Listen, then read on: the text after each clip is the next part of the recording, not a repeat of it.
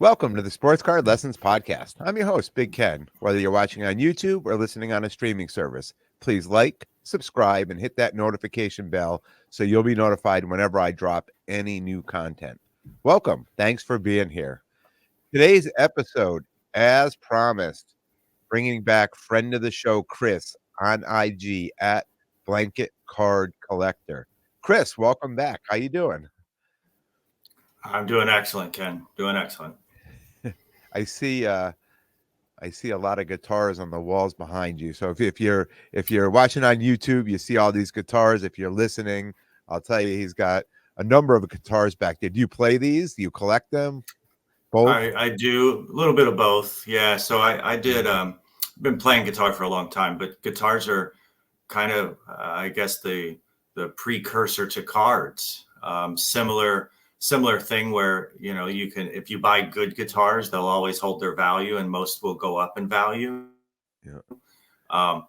And musicians are kind of infamous for spending a lot of money on gear and then being broke and needing money and selling things at good prices. So a lot of times with guitars, as long as you can beat the pawn shops, you can buy them at good prices. So I'll typically look for value, buy one, play it for a month, 3 months, 6 months, a year, and flip out of it and get something else. So Nice. a couple not so much. Like the red one in the background was actually my grandpa's guitar. So that's a 66 Fender. So that one's not going anywhere. But most of the rest of them are just flipping them around. So Yeah. Is there good value? Good value in those guitars? there is. Yeah, there is. Yeah, a good guitar. So I'll use the sports card analogy of base prisms versus silvers, right? Silvers hold their value, bases not so much. Same thing with guitars. If you buy cheap guitars, they're always going to be cheap guitars, and they're not going to, they'll drop by 50% of their retail. Good guitars, especially older guitars, have pretty consistently appreciated in value. So Nice. I've always enjoyed music. I've always wanted to play an instrument and just never did. It was just one of those things that I just never did. I figured if I was in the band, I'd have to sing, right? Because I didn't play any instruments. I'm big into music. I didn't start playing till probably around 30 or so. And it was one of those things I realized if I didn't start, I never would. So I just made it a point to start learning. And it's just practice. Got to be diligent with practice. Yeah. And it's a passion, right? It's like anything else. You really have to want to do it, because something like the guitar or any instrument, I see a keyboard back there too, anything. I mean, you just have to put that time in to, really play well. Right. But I mean, that's true with all things in life. Anything you want to be good at, you got to spend some time at. So no, for me, it's more just an outlet. Like I don't play in a band. I don't play out or anything. I just, when things are a little overwhelming, I'm a little stressed out, I can always grab a guitar, play for a little while, and calm the voices. Nice. So I'm bringing you back on. I mean, one of the things we're friends. I see all your posting and I talk about last year doing a lot of big shows. I did Toronto Expo, I did Chantilly, the National, East Coast National. Rolling into this year, I did Culture Collision. But I'm kind of living, vicariously through watching, a lot of the stuff you're posting and shows you're going to. So I wanted to bring you back on, right, and talk a little bit about, the Nashville show. And I know you were just at Chicago this weekend, but I think we'll just start at Nashville. Just kind of, what you're seeing out there, what's happening, because that show is like 800 tables. Am I correct? Yeah, it was a big. I don't know. I want to say they were advertising like 650 or 700. It's a big show. They've got the main room, and then they've got a back room. We've been doing it for, I don't know, maybe a year and a half, 2 years. This is probably our fourth or fifth time going down there, maybe. So it's a great show. For us, it's a 5-hour drive, so it's not terrible. I don't have to pay for flights. We actually did an Airbnb this time, and it was pretty economical. Funny story. The Airbnb that we had is literally right behind the soccer stadium. So we found out there's a soccer game the night that we were driving in. Didn't think too much of it. Didn't really know the location. So it turns out Messi was playing, and it was we couldn't get into the Airbnb because they had all the roads blocked off around the soccer stadium. So it took us about an hour to get into the condo. So, but yeah, it was. I mean, it's a fairly economical trip, and it's always a good show. I was a little concerned for a while because the back room doesn't seem like it has that much foot traffic. So, my suggestion has always been kind of close the back room off, cut down on the number of tables to increase the foot traffic. If less people are set up, that means they have to be walking around.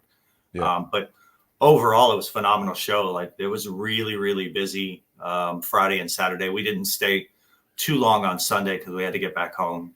So now, is that a show you can just, pack up and leave Saturday morning? I mean, did somebody cover your table? I know a lot of these promoters now, they're part of the package that you're getting, and not. I mean, I don't know if this happens with these bigger shows, but I know these medium shows I go to, they're like, oh, you can't, the show's till 5, you can't pack up early. If you're packing up early, then don't expect to come back the next show. We're going to give this table to somebody else who wants to stay all day. Is this something that happens at these bigger shows, or they don't care if you pay for the table? Yeah, that's a pretty consistent theme. I was actually just talking to some people in Chicago this weekend, and they were talking about the same thing, that if they leave on Sunday, the promoters basically said, if you're going to pack it up and not show up Sunday or leave early Sunday, don't expect to have a table next show.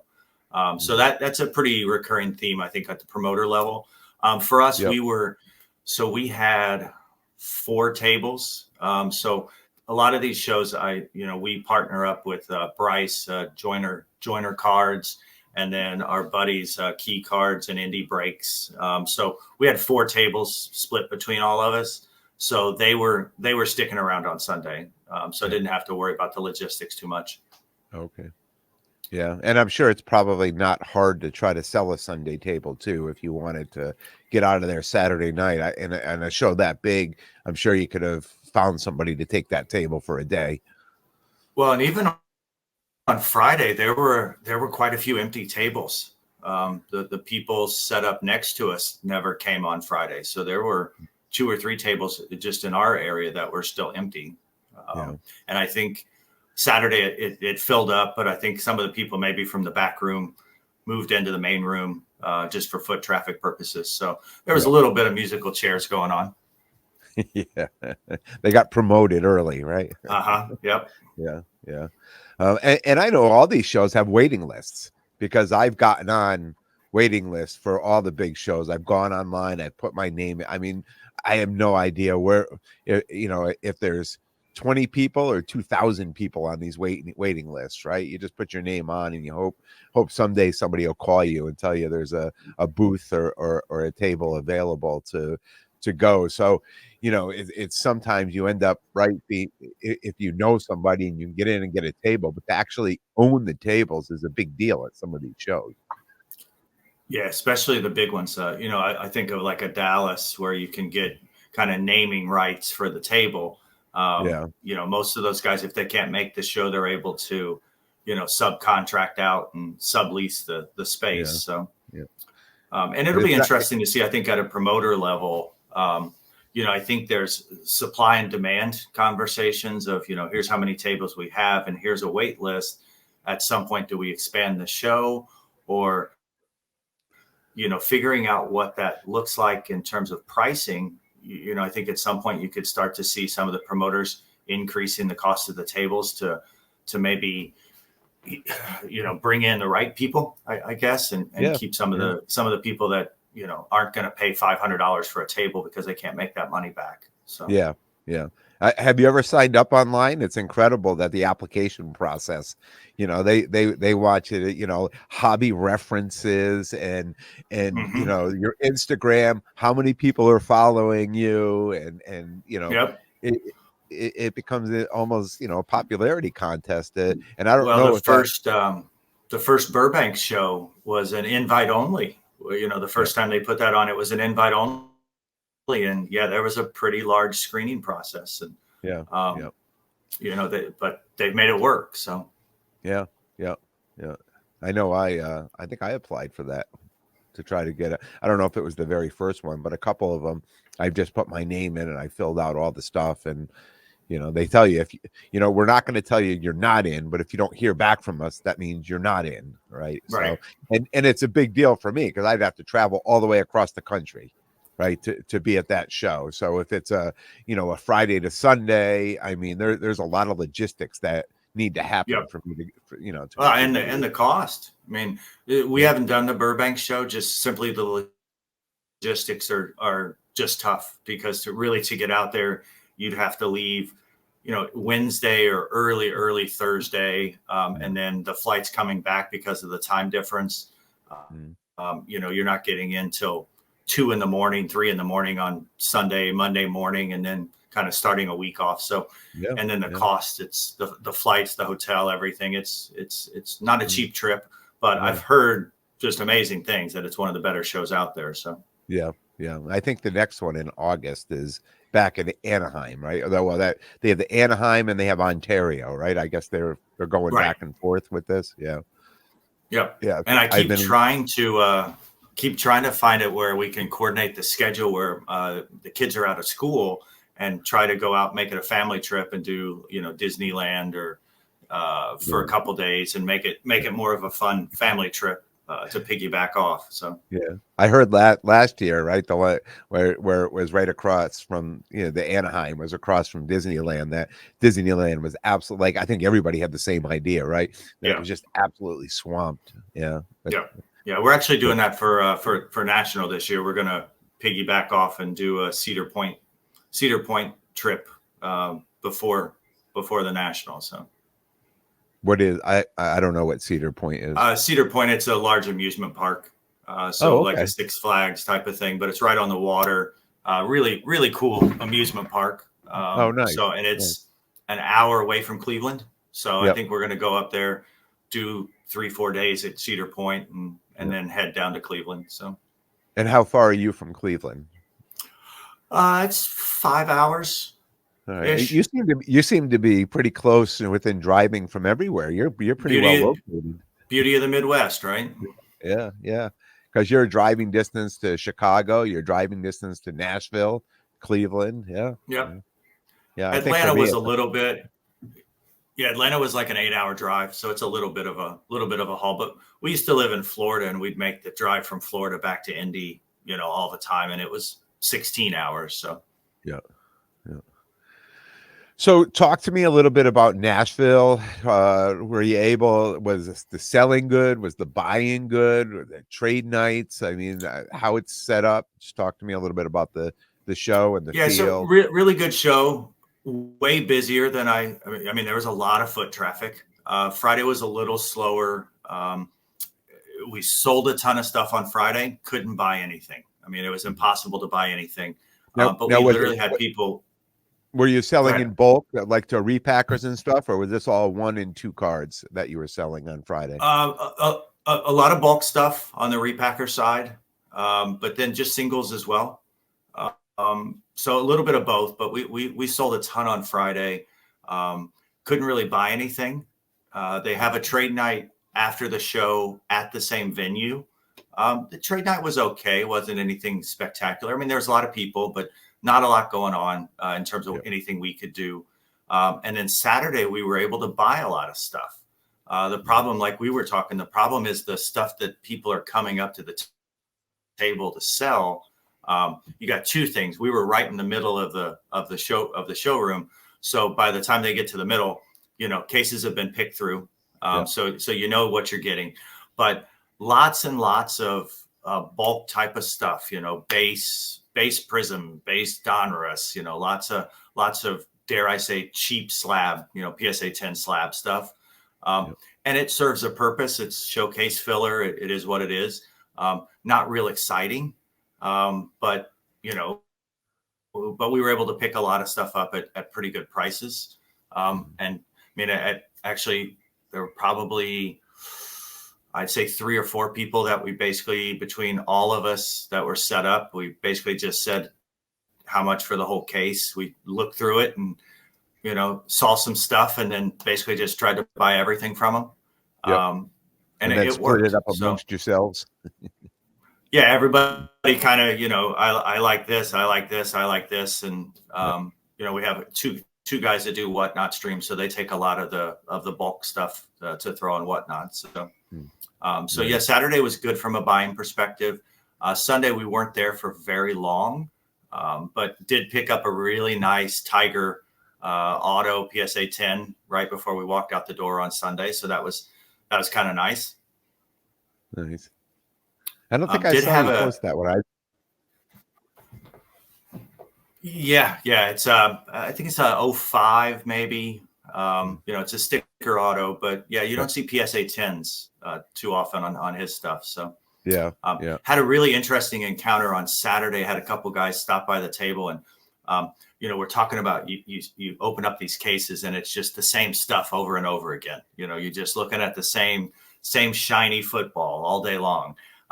So a couple older guys, I say older, probably my age, had their kids with them. And we were talking about LeBron and they're from the area. And the guy he's like, just so none of this stuff's for sale, but since you're a LeBron fan, I'll show you a couple things. And the guy just starts pulling out stuff that was mind blowing, Jordan, LeBron, dual autos, Jordan, Kobe, Magic, Kareem, Jordan. I mean, just every card he pulled out was better than the last. And it was just mind blowing to see, because you don't see that stuff out anymore. That stuff's tucked away and it's not in the wild. So, yeah. It was interesting when the market exploded, right? And all these cards came out of the woodwork. And, if you like me, if you came back in 2020, 2021, and you were just used to seeing all these cards all the time, every show, right? And then the market, it dips and, we are where we're at now. And now you go out and it's like, where did these cards go? They're all disappeared, right? They're not in anybody's cases anymore. Yep. Yeah, I was talking to somebody this weekend. My son and I did a lot of. We kind of had a nice niche of doing flawless game used patches. So it has to be game used. Sicker the patch, the better. And if you could find one that had dirt or grass stains or something like that on the patch, even better. Didn't really even matter who the player was. Just the sicker the patch, the better. And we used to. I mean, we'd go and if you could find a case that there were multiples of those, we'd buy them all. And walking around now, you don't see that stuff. Like the patches you see are all 2022, not associated with any player or event. Even the good patches aren't good patches. So that stuff, it's dried up, or people are just not moving them at all, and they're tucked away, and you just don't see them now. So yeah. And I think too, a lot of people bought up that stuff. I know here, where we are up here, in the Northeast, I mean, Brady's a big deal, right? And all these Brady cards were coming out of the woodwork, and you would see them at every show, cases. People were buying them up. And I think the market turned, right? And I think a lot of people who had these cards just said, okay, I'm just putting this card away, or it's going to sit up on my wall, or it's going to whatever. But a lot of them, they vacated the cases. A lot of them never showed back up at the shows. Every now and then you'll see one, a nice one here and there. But for a time here, going to all these shows, it would be case after case, just full of Brady cards, and that was one thing I said. I mean, where did all the Brady cards go? I mean, they're not around anymore. Yeah, I picked up a couple really nice Brady patches this weekend in Chicago. So same thing when I see Brady or some people of those caliber, if I can find game used patch stuff, especially if it's 3-4 color stuff, I try to pick those up as much as I can. So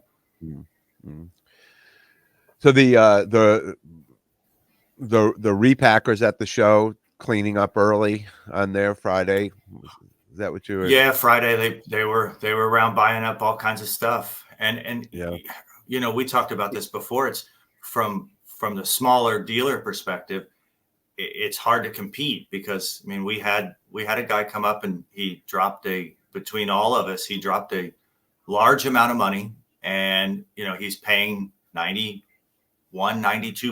on all of it. You're not even, you can't even sell to a person walking up to your table a lot of times. I mean, you see these Yeah. guys that are, especially the kids, they come up, they see the sticker price, they pull their phone out, and it just magically, it's what they offer is always 80%.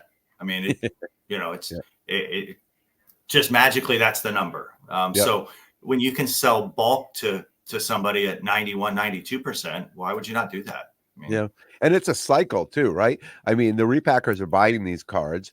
They're going out. I mean, they're in the breaks, they're in the whatnots, they're going everywhere, right? And then they're just coming back to the show. You'll see people like you can tell when people who are in breaks or doing that type of thing, they show up with a case of all one team or all, you know right away. So it's a mhm. cycle, really. I mean, these guys are buying it from the dealers at 90 or 91%, right? They're going back out, they're being ripped back open, and somebody's carrying these back into these bigger shows or putting them online because really, a lot of it is, like playing the lottery.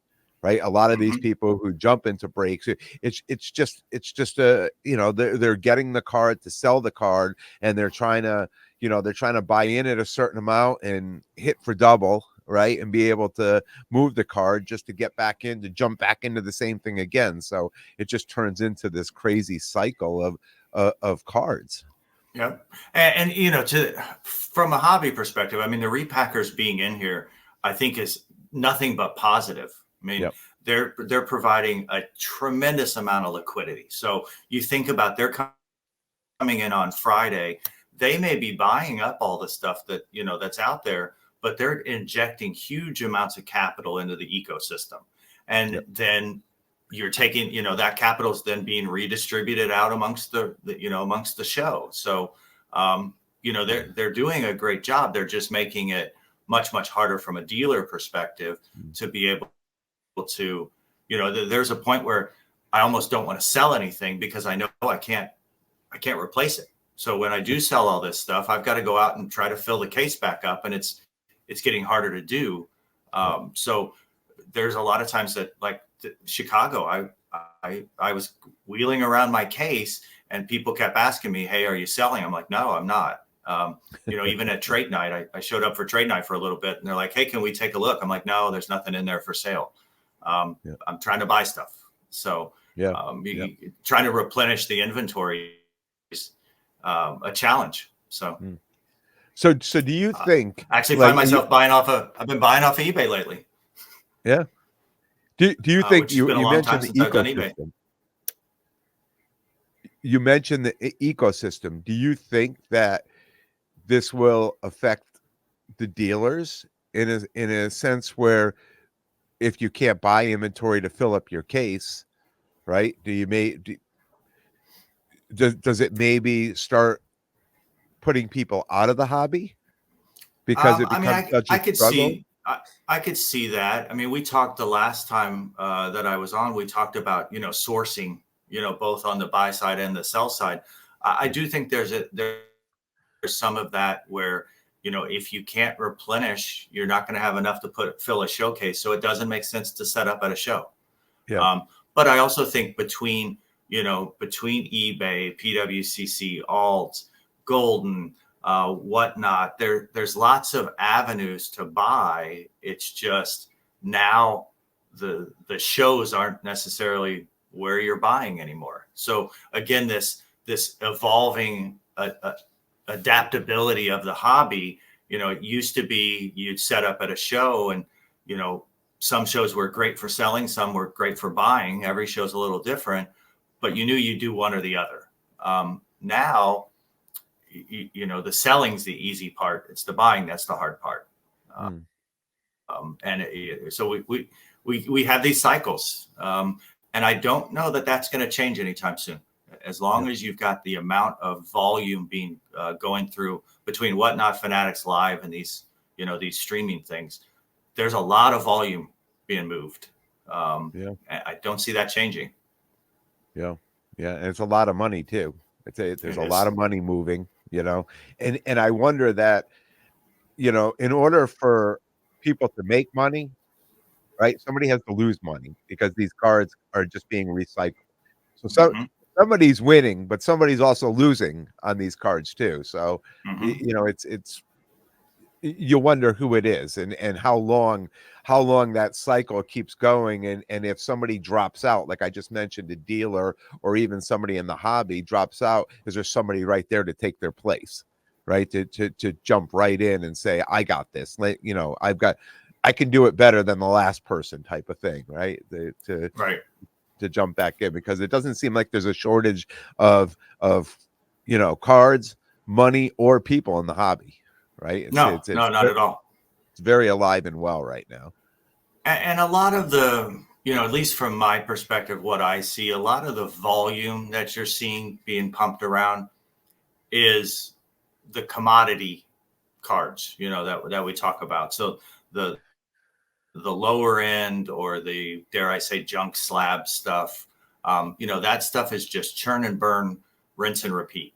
Yep. And it becomes a margin game of, can I make, $5 on this $20 card, or $10 on this $30 card. And so it's just this turn and burn. And yeah, at some point it's just a revolving door of crap stuff. The good stuff, the higher end stuff is a little more selective and a little harder to come by. And I do think, we've talked about this for years, when you see these massive spikes in prices and some of these unrealistic, numbers being thrown out on some of these cards, somebody's going to get left holding the bag on that card.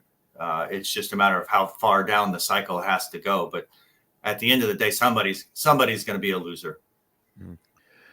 And do you see out there too, and I imagine you see this, I see it at the smaller shows, people that do put some of these bigger cards out there, that the price is so far over the comps, that it's like, you have to wonder, does the dealer not want to sell it, or does he realistically think he can get that price for that card?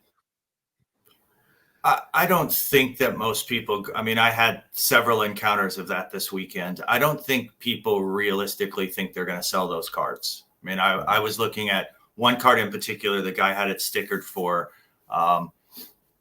it was a really nice, Gym Plus 9.5. And he had it stickered for, 25% higher than the last 10 sold. And even his rock bottom price was still pretty close to what you could buy a 10 for. So, and he said, I'd rather just hold on to it. I looked at several other cards where the guy had some prices on it, and he was stuck on his prices, and they were way off.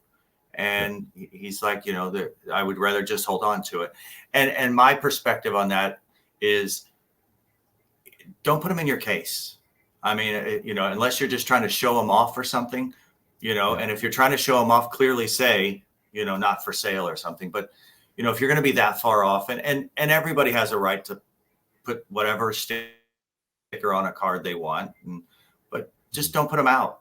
Man, it doesn't make any sense, because, from a time standpoint, it's just wasting your time, wasting my time to even have to have a conversation about it. Yeah. Yeah. I was at a show this weekend, and I saw Joe Burrow as a rookie card, PSA 10. The very last sale was $650, and on the same day and the day before, there were some 400, 420, 425, sales of the card.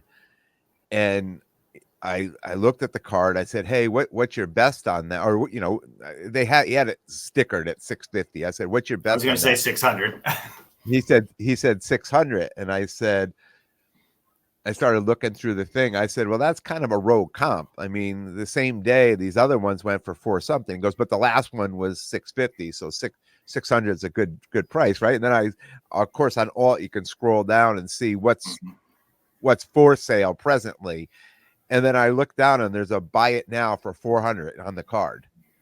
And I said, I could buy this card right now for 400. And he said, well, you probably should, so, like, you should buy that one, because I'm not selling you mine for 400. Right. So, which, maybe, the guy who's got it for 400 got into it much, and he got into, like, I'm sure there's a lot of, backstory that goes with that card, but it's just interesting that he's at 600, and I could literally press the button, right? And with taxes and shipping, I'm still, where am I, 440, 430, 440, something like that. Mm-hmm. And I've got the card for still $150 less than I could giving you cash right here at a table. So, Yep. yeah. Yeah. Well, and I've gotten with the prices that have some of the stuff has come down so much that I think that there's some really good entry points on some things now. I'll specifically talk about LeBron. His stuff is so far from where it was. Um, I think we're now getting to a point where there's some good entry points on some things. And while we were in Nashville, I was trying to pick up an '08 Choctaws X Fractor, and it's an awesome card. I've had them in the past. Would like to have him back. Looking at the prices, the sticker price and the comps, I made the guy what I thought was a pretty good offer. And he basically told me if he could buy another one at that price, he would. I was like, well, that's what I'm trying to do. So help me out here. Something kind of interesting, especially because your lane's, a lot of football. This weekend in Chicago, I had numerous people that had some really nice football, way overpriced. And as I'm talking to them, trying to get a deal done, they basically told me they would rather hold it because they know. So I was looking at a Burrow downtown. The guy I think had stickered for $4,000. Last few have been right around the 3,200 range, maybe. And he basically told me, look, I think it's worth 4,000 and I'll just sit on it and wait until closer to the football season or national. And I know I'll be able to get $4,000 out of it. Yeah. And there were a lot of those people that are not trying to sell football right now, much like you talked about, because they know, or the expectation is that, come national time, football will be back in fashion. And so I'll get top dollar by holding on to it. So, yeah. And again, my perspective on that is, if that's the case and you don't really want to sell it, then don't put it out. Leave it home in the closet like I do, because it just becomes an uncomfortable. It becomes an uncomfortable conversation, right, on both sides of the table. Because if I show up and I see the cards for sale, I'm going to assume, well, maybe he left the price tag on it from last season, and he's put it back in his case. So maybe he wants to move the card, or she wants to, whoever it is wants to move the card. So now I'm going to start having a conversation. And for me on my side, I don't want to tell people that. I don't want to say, well, I know the last comp was 3,000, but in 6 months I can get 4,000 for it, so I'm going to hold it. All right. Well, why would I just take it out of the case, right? I mean, I know people, and I can't. Go ahead. Yeah, I can't pay you what you think it may be worth in the future. I can pay you based off of what it's worth today. Yeah. But that's kind of the mentality right now. Is I think this will be worth more, so I'm going to price it at that. So the one I always use is when I see those stickers, I just ask them like, hey, are these stickers from a year ago, or have you, are these pretty recent? And if they say it's recent, then I know, I'm probably wasting my time. So. Yeah. And I know there's that thought process that says, if I put these great cards in my case, even if I don't put a sticker price on it, it's going to make people stop and start having a conversation with me that may end up, create a sale, which I understand that. But at a busy show, like I want to be, putting the work in with people in a card they're really interested in, and we're close in price, right? Not in a card that I know I'm way overpriced on, and it has no business being in my case at that price. Yeah. Right. Well, and I mean, how many times have you spent, 45 minutes talking to somebody trying to work a deal out just to have it not work? That's when you've got 6 hours in a day to cover an entire floor. Every 30, 45 minute interaction you have is less time that you have to actually get work done. So. And the longer you do it, the more you're probably going to lose this sale over $10. When you start talking to somebody, you all of a sudden you start realizing, like, after 15-minute conversation, that probably going to lose the sale over $10, because if I come down 10, they're going to want 10 more, right? It turns into, you're not going to win. You're not going to come out ahead on that. And I just talked about on my last episode, right? As a dealer, I mean, you can't win. You can't win every deal, right? There's a lot of give and take, and be a lot of creativity being a dealer, right? But Mm-hmm. there are times that if you come down 10, they want 10 more and then 10 more. And then, sometimes you know where to stop. Like, this is it. This is where I can go. And I find that hurts you too, especially at a busy show, because you get one guy that you really think, okay, if I come down $10 more on that card or $15 more, he's going to take it. And I put the work in and he can take it. And then the guy standing next to him, he ends up saying, "Oh, give it to me for this." I'm like, "No, I can't go that low." And the guy next to him says, "Well, I'll take it for the last price. You just spent 15 minutes negotiating with him." And then I'm like, "Well, okay, I'll do that, but you didn't put the work in, right? Like, I would Right. like to start over again, with you at this price and see where we're going to go." But yeah. Yep. Well, Yeah. and I think I talk to my son a lot about this. Setting up as a dealer, you shouldn't win every time.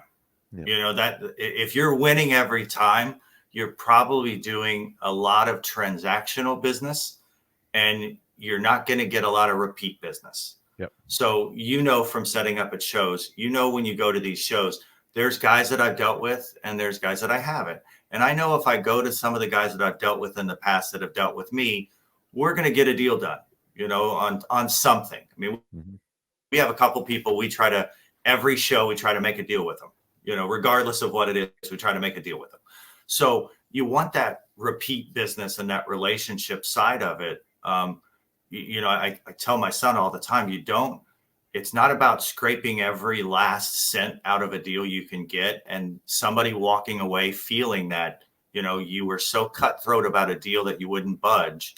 And they don't want to do business with you again, because that extra $10 you made on that deal could cost you $1,000 of future business. Yep. And I think that's true on the buy side and the sell side. Yep. Even if I'm walking a show, I want it to be, I was talking to somebody the other day. I never want to finish a deal up, especially a large deal. I don't ever want to walk away feeling like I just, got robbed or stole something from somebody. Yep. I want it to feel like we negotiated a fair deal. Mm-hmm. And at the end of the day, it was a good deal for both sides. And both people are slightly a little butthurt on both sides, right? Like, I wish I could have got a better deal, or maybe I should have negotiated. But at the end of the day, it was a fair deal on both sides. Yep. Because that's how you create recurring relationship business, not, transactional business.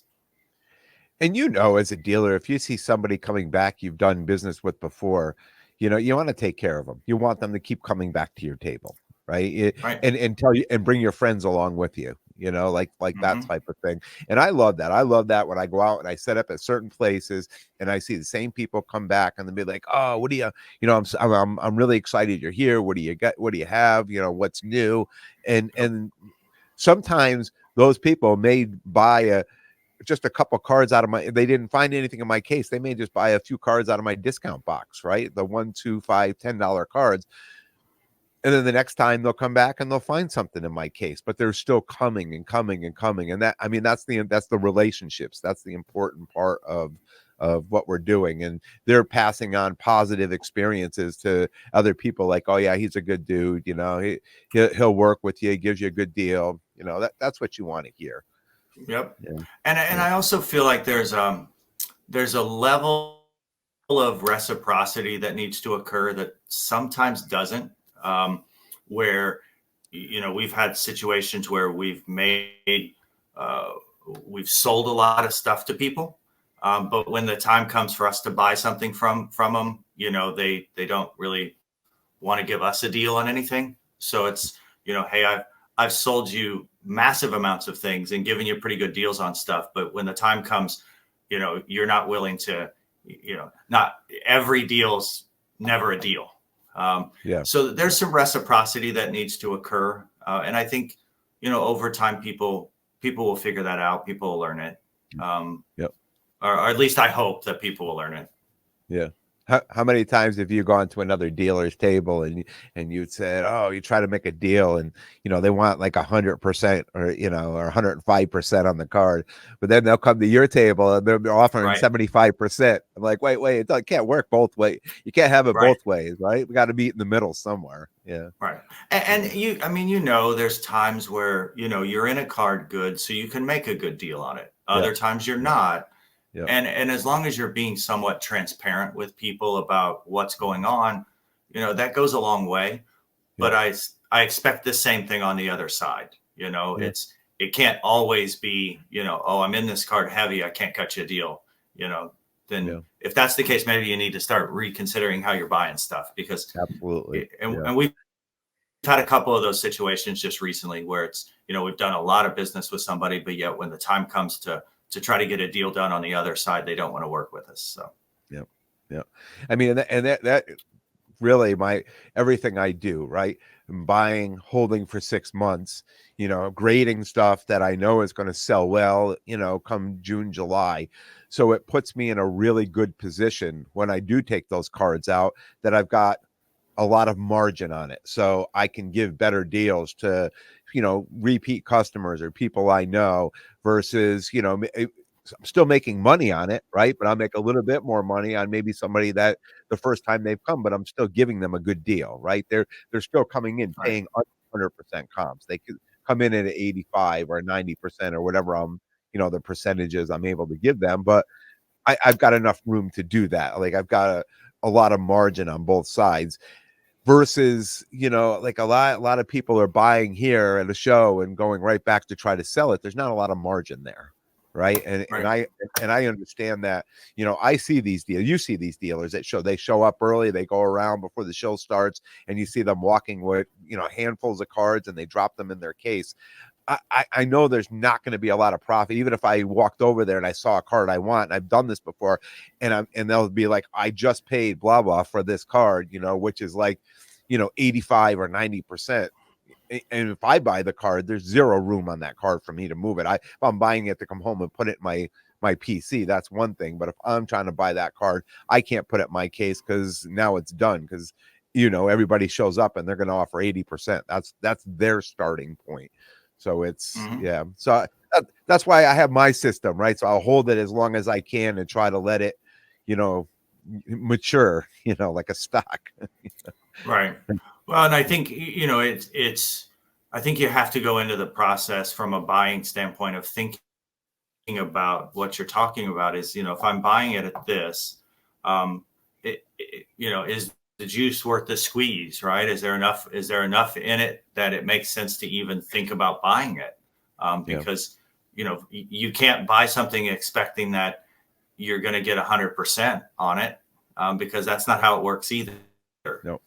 So, somebody's going to undercut you a little bit on your sticker price. So you have to account for that before you even go into it. So there's a lot of times where, we can't get to the numbers we need to get to, and it just doesn't make sense to buy it, because I know that, at the end of the day, it may be a wash. It doesn't make sense to tie up capital if you're not going to be able to make a decent margin. So one of the best times to buy stuff is, PSA mail days, right? Like, as soon as somebody posts they just got their PSA sub back, because there's margins there because you just graded them. All those tens that you just got, you just doubled your money, and you can get some pretty good deals sometimes. So yeah, 100%. So you went to Chicago this past weekend, and so this past weekend was Dallas and Chicago, yeah. which blows my mind how these two major shows don't communicate and say, let's do this on a different weekend. Not the first time that's happened. Chicago and Dallas have done this a couple times now, and I think at one point Nashville was the same weekend as Dallas as well. So, and I would have to imagine there's the dealers that have tables at both shows that have to make a decision where I'm going and where, if I'm going to sell my table at a different show. But you drove up there, and we had this conversation before we jumped on. I would assume that Chicago is busier just because I think it's easier to fly in, You're very close to the airport. The hotels are right there across the street. I've never been to Dallas, so I don't know. I know a lot of people have talked about, it's not an easy place to get to for a show, especially up here in Connecticut. There's very few direct flights to Dallas. You have to, change flights somewhere and things like that. So you were able to drive. Talk to me about Yeah. Chicago So, I mean, and what you were thinking when you were on your way yeah, there. I mean, Dallas is an awesome show. It's a spectacular show. To your point, the logistics, the hotel's about 45 minutes from the airport. So, you have to catch a flight. Hopefully you can get a direct flight, and then you get in, you've got a 45-minute drive just to get to the show. So the logistics and then the cost, obviously is a factor, but it is a spectacular show. The trade night events are unlike anything else that you've seen. My thought was maybe a bunch of people are in Dallas, so might be able to go to Chicago, and a lot of the repackers and the bulk buyers are all in Dallas. Some of the bigger dealers are in Dallas, so might be able to go to Chicago and scoop up some deals, right? Like be able to find some good stuff. And I was able to pick up a few, some stuff, not as much as I would have liked to, but it was really, really busy. Like it was way busier than I thought it would be. I drove up Saturday morning, got actually a later start than I planned. So I didn't get up there till probably, 11 o'clock maybe. The show started, I think, at 9:30. So it was a little later than I planned on. But when I walked in, it was really, really busy. Like foot traffic wise, the aisles were jam packed. There was a lot of stuff going on. Football was really hot and hard to buy much because people were, thinking of future value, not present value in terms of pricing. Chicago's interesting because you got so many autograph people. And so it's just really loud and there's a lot going on because people are coming to get, memorabilia, and you see so many people walking around with bats and stuff. And so it's a really loud environment, but it was super, super busy.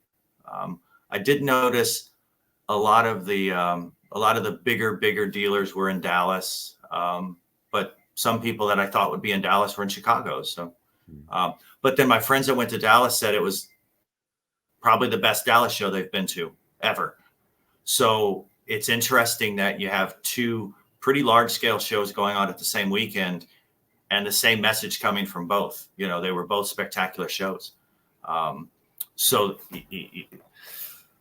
I mean, I feel like from a hobby perspective, things are in a good place. Yeah. Money's flowing. And I want to say there's got to be a correlation to Bitcoin being at, 70,000 and ETH and, up there. I don't know how much correlation there is to that, but things seem really good and positive. It's interesting. different. I've heard a number of people use that, say, well, Bitcoin is good. That's why the hobby is good. Is that really a thing? And why? I do think there's a correlation. Yes. And I would say the demographics that are in the hobby, there's quite a few people that have been pretty heavy into crypto. So you can see as the prices rise and fall, it kind of feels like it has an impact on the cycle of the market. I would assume, I would think it's more of a leverage play where, just like the average American, you see your 401k balance getting bigger. So you feel like you have more money, you feel wealthier. So you're more inclined to go out and maybe purchase something. Probably the same concept there. I see my crypto wallet going up, and so it feels like I can go out and spend a little bit more than I should or would have in the past when it was way down. So it's probably more of a sentiment thing. But I also think there's probably some leverage. I dabble a little bit with crypto, just enough to know about it, just from a work perspective. But it's not really my thing. So I do think that there's probably some leverage there of, being able to have my crypto wallet tied to maybe my PayPal, and maybe that has a correlation to my PayPal credit and ability to, spend money. I don't know the inner workings too much on that, but I'm sure there's something there. Yeah. Yeah, I was involved in crypto, and a couple of years ago when it really got up there, I said, well, I'll cash out and I'll see where it goes and then buy back in if it comes back down. But I put that money in other investments, just Yep. moved it over, and those investments have done so well. I said, I'm fine. Like, I didn't need to jump back into it. Yeah. And before I I dabbled wanted to, into it. I dabbled into it just from a work perspective. I had a lot of clients asking me questions about it, and should they invest in it? Is this something we should have in our portfolio? And so I felt like from an advisor standpoint, I probably needed to know enough about it to be able to carry on a conversation with clients. yeah, Um, I typically, and maybe I'm an old guy, but I kind of practice like a Warren Buffett philosophy that I consider myself fairly intelligent. And if I can't understand it, I'm not buying it. And yeah, so, that's why I don't do baseball, right? Baseball prospecting. If I can't understand it, I'm not buying it. And yeah, baseball prospecting, I can't understand. So yeah, yeah. And baseball, I mean, the prospecting on that takes so long. I mean, it takes so long for some of these guys to mature. And one of the things I learned, like, when I came back into the hobby, I was ripping baseball. I don't even watch baseball. I don't follow baseball, but somebody had turned me on to baseball cards, and said, "Hey, I've got this Jason Dominguez card.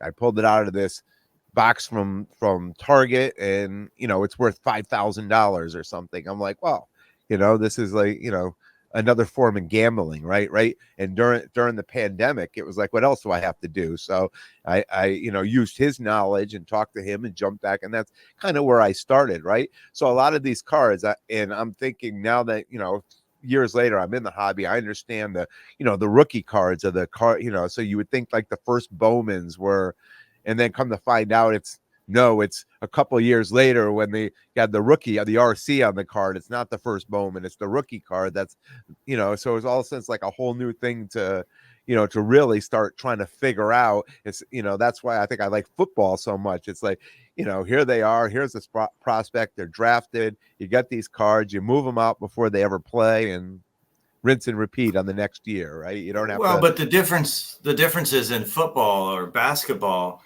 you're prospecting on whether they're going to be good or not, if they're going to the right system and the right team and the right pieces of, and behind them. But you've seen them play, like they played in college. So you at least have a baseline of what you're prospecting. Yeah, Um, the baseball prospects is, they're here locally. There's a kid that they were talking about that's really a hot prospect right now that graduated from high school last year, and his cards are selling for stupid prices. He's 18. He's never played against a big league pitcher, or he may or may not even make the league. I mean, so the prospecting in baseball it's not apples to apples. It's a yeah, whole different conversation. yeah, And yeah. in my head, I look at it. I've got a buddy that's big into it, and he sent me it was a Jason Dominguez, as a matter of fact, and it was like a $5,000 card. And I'm looking at We know this, the and same I guy. send him a picture of, yeah, maybe. I sent him a picture of a Jordan auto. I'm like, also $5,000, and one is not like the other. And I would take a stab and say Jordan might have played more professional games than this guy might, Yeah, yeah, in baseball. yeah, So, yeah, it just doesn't make sense. yeah. Yeah, and just to jump back on what you said, we're prospecting on where we think the guy's going to go. But I think, for me in the hobby as a dealer, I'm prospecting on what the masses think, right? What the hype is on Mm-hmm. somebody, because I want to sell all these cards, right, before the season even starts. Because Right. then I don't have to worry. I sleep like a baby at night, whether the guy is phenomenal or he's being benched for somebody else, right? So to watch Mm-hmm. this stuff go down, I'll worry about that, and re-jump in on certain players and buy and sell as the market, you know. Right. And you were talking earlier about starting to buy some stuff on eBay, Yeah. right? So I just wanted to circle way back and just say, buying stuff on eBay and showing up to sell it. I mean, you are the comps they're looking at, Uh-huh. Yep. right? So So we have, they're looking yeah, at we that have one price particular card. and they're Yeah, we trying to have go one down particular card we've been 80%. buying. So that's a conversation that we've had. As a matter of fact, in the Shipshawana show. So there's a particular card. I'm not going to show my hand, but there's a particular card that we've been trying to really stockpile. It's supposedly a very short print card. Nobody knows the exact print run, and it's not numbered, but it's supposedly a very short print. And at one point, we probably had a third of the market. But literally every comp that was out there that somebody wanted to show us was ours, because we bought every one of them. Yeah. And we just told them flat out, like, the numbers you're going to look at are all ours. So it's not going to get a deal done. And it's certainly not going to be a percentage of that number. You know, we bought them for a reason. If you want them, here's a number. And that probably doesn't make sense to you. So sorry. Yeah. But yeah, it's we've got a couple of those where we are the comps. So, but they're not cards that we're trying to sell. If somebody wants to come up and give me a stupid number on one because they see the potential in it, then sure, you can have it. But we're in it for a reason. So, yep, that's the crazy thing about short prints, right?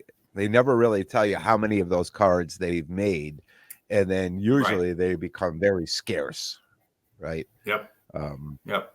I know that with the soccer, like the Trinity Rodman, in the first couple seasons of her, they made these short prints that, I don't even know if there were 25 or 30 of these cards out there. But then to find them now, because that's my PC, it's like crazy money to try to get them versus every other rookie card, like some of the other rookie cards that, are beautiful, autographed and stuff like that. And these stupid little short print cards are more than those, right? Just because they're scarce. So if you're onto something there, that's at some point, people are going to pay the stupid money because they're going to realize whoever that player is, if that's their PC, someone like me is going to come along and say, well, I really need to own one. So I'm going to pay the money to put it in my PC. Yeah. Well, we've had to buy off of eBay because that's the only place they are. You don't see them at shows. You don't see them posted for sale. So you go where they're available, and that's where they're available. And frankly, I mean, we're not trying to overpay for things, but in our head, we kind of think we know what the value should be and what we're comfortable with. And if we can get them for those, great. Yeah. Yeah. Well, good. I mean, it sounds like you've, you found the little loophole there. So time will tell. Yeah. Yeah. What's next for you? What do you got coming up? I don't think we have anything real soon. I feel like the next one, and I'm not sure on this one, but I think Chantilly maybe might be the next one. I want to say it's like mid-April, if I remember right. Actually, Chantilly, I think it's the beginning of April, because I was offered space at that show, but I can't take it because I've already booked a trip to see my daughter for her birthday, which I know is the beginning of April. So I know that shows the April. Yeah, so I haven't been to that show. Yeah, I haven't been. My son went last time and said it was really good. So he's kind of pushing to go to that one. I'm not really sure what else is in April. I feel like that's maybe it. And then we've got a couple in May. And then June, we have the Midwest Monster here in Indy, which is always a fun show. And then National. So between now and National, it's, and I'm trying to get to a point where it's closer to like one big show a month instead of, because we just ran off a string where it was 4 out of 5 weekends. And it's a lot. It takes a toll. Yeah. Do you have a lot of local shows where you are, like smaller local shows? Yeah, we have a show pretty much every weekend locally. It's 25, 30, 40 table type of show. But there's pretty much one every weekend here. Yeah. We don't do a lot of the local shows. You've talked about this a lot. You know, a lot of the local shows, it's the same dealers and it's the same inventory just over and over and over again. So if you've seen their showcase in the last year, you've seen their showcase already. So, you know, we don't go to a lot of them. And if we do, it's normally you know, there for an hour, kind of in and out, check things out and go. So. Nice. Chris, thanks for coming on again. Appreciate your insights on some of these bigger shows. Tell people where they can reach out where they can find you if they want to reach out. So IG, Blanket Card Collector. My son, who's also my partner, is a Dime Piece Sports Cards. So I'm not very active on anything else social media wise. So. Leave it to the kids, right? Exactly. Yeah. All right. I want to thank everyone for tuning in. And if you like what you hear, please definitely subscribe. And most importantly, tell a friend and spread the word. Until next time, take care of yourselves and everyone around you. Thanks, Chris. Yeah. Thanks, Ken. Have a good day. You too.